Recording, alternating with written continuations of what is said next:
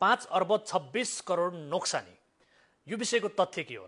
यो विषय चाहिँ यो जनतालाई अलिकति भ्रम पार्नलाई लेखिएको विषय हो। कसरी? यो नोक्सान होइन है।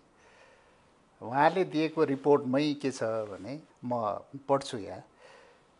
आर्थिक वर्ष 80-81 सम्ममा विद्युत प्राधिकरणको सञ्चित नाफा 46 अरब 47 करोड छ भनेर लेख्नु भएको छ र चालु आर्थिक वर्षको फाल्गुन मसान्तसम्मको नाफा चाहिँ 9 अरब 48 करोड भनेर लेख्नु भएको छ। हजुर, त्यसलाई त एक्सेप्ट गर्नुभएको छ उहाँले। त्यो चाहिँ हाम्रो रियल नाफा त्यही हो, उहाँले पनि त्यही भन्नुभयो।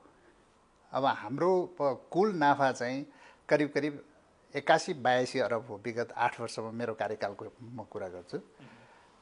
81-82 अरब हो, किनभने 35 अरब त्यो बेलासम्म सञ्चित घाटा थियो। 72-73 सम्म म आउनुभन्दा अगाडि आर्थिक वर्षसम्म 35 अरब सञ्चित घाटा थियो। त्यसलाई हामीले पूर्ति गरेर करिब 47 अरब चाहिँ नाफा गर्दाखेरि 81-82 अरब चाहिँ हाम्रो कुल नाफा हो। त्यसमा कसैले पनि होइन भन्न सक्दैन। विद्युतीकरण 79% तपाईँको दाबी होइन, अनि हितेन्द्र देवले 84.62% भन्नुभएको छ। यो तथ्य के हो? उहाँले 4वटा डाटा दिनुभएको छ। कुन चाहिँ डाटा सही हो भनेर भन्नुभएको छैन। हामीले 97% चाहिँ विद्युतीकरण ग्रिडबाट भएको छ र 2% चाहिँ अफ ग्रिड भनेको वैकल्पिक ऊर्जाबाट भएको छ, माइक्रो हाइड्रोबाटहरूबाट चाहिँ भएको छ भनेर भनेका छौँ। त्यो रिपोर्टमा यो विद्युतीकरणको रिपोर्ट यही होला। विद्युतीकरण हरेक वर्ष यो रिपोर्ट निकाल्छौँ। हरेक वडादेखिको हाम्रो डाटा छ ल, वडादेखिको डाटा हुन्छन्। हरेक वर्ष यो हामीले यो रिपोर्ट हामीले निकाल्छौँ। 1 वर्ष लगाएर हामी रिपोर्ट निकाल्छौँ। उहाँले 1 महिनामा कहाँको डाटा ल्याउनु भयो थाहा छैन होइन।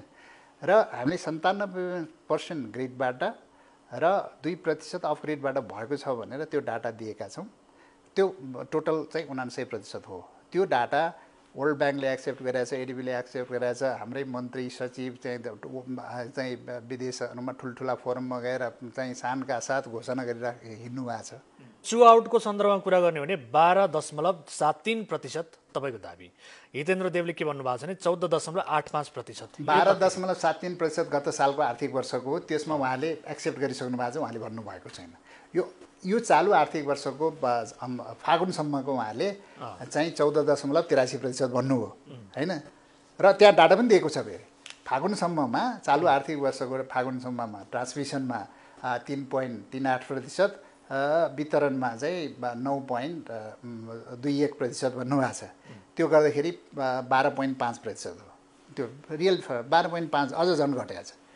र उहाँले के भन्नुभयो भने होइन, एक्सपोर्ट गरेको जुन निर्यात गरेको विद्युतको चाहिँ त्यसलाई चाहिँ दुईटैबाट हटाएर मात्रै गर्नुपर्छ भनेर, त्यो टेक्निकली नै नमिल्ने कुरा। किनभने सिस्टममा इन गरेपछि आउट कति भयो भन्ने कुरा हुन्छ नि। खपत कति गयो, एक्सपोर्ट कति भयो भन्ने कुरालाई नै बाँकी रहेकोलाई हामीले लस भन्ने हो। त्यो टेक्निकल्ली त्यही हो, स्ट्यान्डर्डै त्यही हो, सबैले निकाल्ने त्यही हो। उहाँ होइन कम देखाउनको लागि लस चाहिँ यो एक्सपोर्ट घटाएपछि यति आउँछ भनेर यो प्रोजेक्सन गरेर हुन्छ भनेको 12.5 हो।